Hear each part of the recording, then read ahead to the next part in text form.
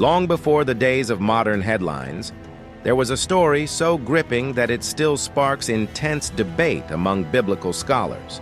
Many know that Moses led the Israelites out of Egypt and received the Ten Commandments.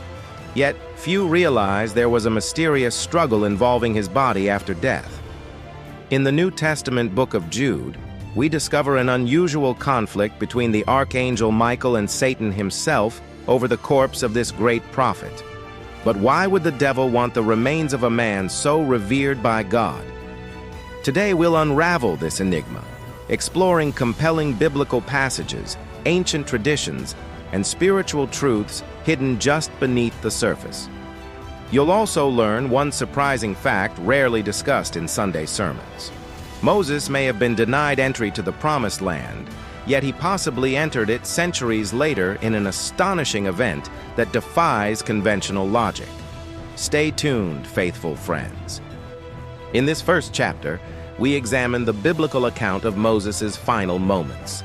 Deuteronomy tells us that Moses died on Mount Nebo, at the edge of the Promised Land, yet the location of his grave remains unknown. Scripture records that no one knows his burial place to this day. This sets the stage for Jude's powerful mention. Michael and the devil contended for the prophet's body, implying there was more at stake than mere remains. You might wonder why this matters. Understanding this event gives us a glimpse into the spiritual realm, where dark forces seek to exploit symbols of godly leadership. Before we dive deeper, consider subscribing to The Faithful Scribe for more eye-opening Bible insights. Your subscription helps share these timeless truths, ensuring stories like Moses's remain accessible and transformative. In this chapter, we'll explore how Moses's closeness to God made him a prime target for satanic schemes. By tracing his life from infancy to old age, we'll uncover key moments that reveal his extraordinary calling and the deeper reasons why his body was so fiercely contested. These verses in Jude remind us that spiritual battles rage over even the greatest figures, highlighting the need for discernment today. Moses stands out among biblical figures for his intimate conversations with God. Not only did he ascend Mount Sinai to receive the law, but Exodus describes how he communed with the Lord face to face, symbolizing unparalleled closeness. This intimacy made his body, after death, an object of contention for Satan, who could have twisted it into a relic of false worship. The Israelites, prone to idolatry, might have built shrines or temples around his remains, diverting their devotion from God. The devil's aim was to exploit human weakness, transforming veneration into unhealthy obsession. Throughout Israel's history, we see numerous instances of people worshiping objects, from the golden calf to the bronze serpent. Imagine how Moses' body could have become the ultimate idol, overshadowing the message he delivered. By targeting Moses' remains, Satan hoped to derail God's plan and lure the Israelites into spiritual ruin. Meanwhile, Michael intervened, reflecting God's protective authority. The archangel's mere presence underscores how critical this issue was in heaven's eyes. This conflict highlights a powerful theme. Our faith should never hinge on tangible objects or mortal remains. Instead, it should rest solely on the living God who guided Moses and defied the devil's destructive schemes. Stand firm.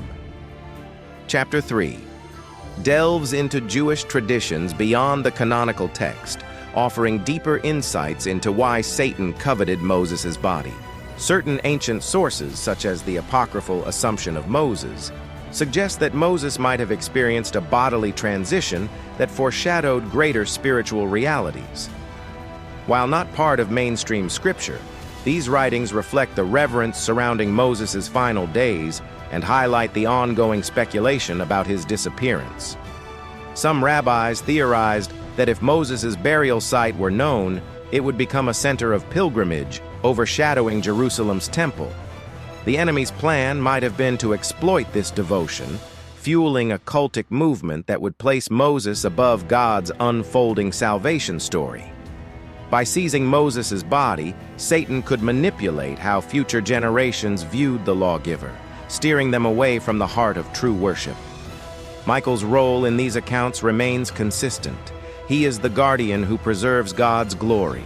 This celestial defender prevents any distortion of Moses' legacy, ensuring that the prophet's significance remains properly aligned with God's redemptive plan. By exploring these lesser-known traditions, we see how the forces of darkness continually strategize to mar God's truth, and how heaven intervenes to protect it. Such narratives broaden our understanding of Moses' impact. One of the most intriguing clues about Moses' fate appears in the New Testament account of the Transfiguration. In Matthew 17, Moses stands alongside Elijah, speaking with Jesus on a mountain. How could Moses, long dead, suddenly appear in glorious form? This mysterious moment has fueled theories that he was granted special access, possibly related to the unusual circumstances of his burial. If Satan had obtained Moses' body, would this event have been compromised? The Transfiguration demonstrates that God's purposes transcend physical limitations. Jesus' divine radiance overshadowed any earthly remains, highlighting that the real power lies in God's authority, not in mortal flesh. Still, the devil's ambition to claim Moses' body underscores the lengths to which evil forces will go to sabotage God's redemptive work. By interfering with Moses, Satan might have hoped to undermine the testimony of both the law and the prophets, represented by Moses and Elijah. This vision also points us toward the greater exodus Jesus accomplished. Just as Moses led Israel out of physical bondage, Christ delivers humanity from spiritual slavery. Preserving Moses' testimony was essential for revealing God's redemptive plan through Jesus. Satan's failure in this regard cements the truth that God always prevails. Indeed, in this final chapter, we focus on how these events apply to us. The dispute over Moses' body illustrates that our adversary will stop at nothing to divert believers from truth. If the devil dared to challenge God's chosen prophet, he will certainly try to sow doubt in our hearts. Yet Michael's victory over Satan reminds us that God defends his people and secures his promises, even when circumstances seem dire. We also learn the importance of resisting idolatry. Humans often yearn for tangible expressions of faith, whether relics or sacred sites. While these can serve as meaningful reminders, they become problematic when they replace a living relationship with God. The battle for Moses' body exemplifies how quickly reverence can morph into worship of a person or object, leading us away from genuine devotion. Finally, this story underscores the value of discernment. False teachings may arise, wrapped in appealing religious packages, yet their intent is to lead us astray. Moses' life, death, and mysterious burial reveal the depth of God's care and the fierceness of satanic opposition. By clinging to the one who overcame sin and death, we emulate Moses' unwavering faith and share in his eternal hope. Stand guarded.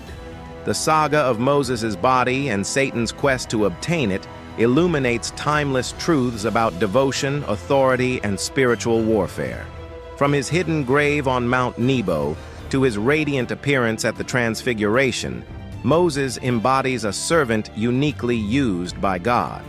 The devil's failure to claim his remains underscores heaven's resolve to protect God's plans and remind us that our faith transcends physical relics. Whether through biblical canon or ancient traditions, the message remains clear. God's purpose cannot be thwarted. The same Lord who parted the Red Sea and provided manna also safeguarded Moses' legacy, ensuring that future generations would see beyond human vessels and fix their eyes on the divine.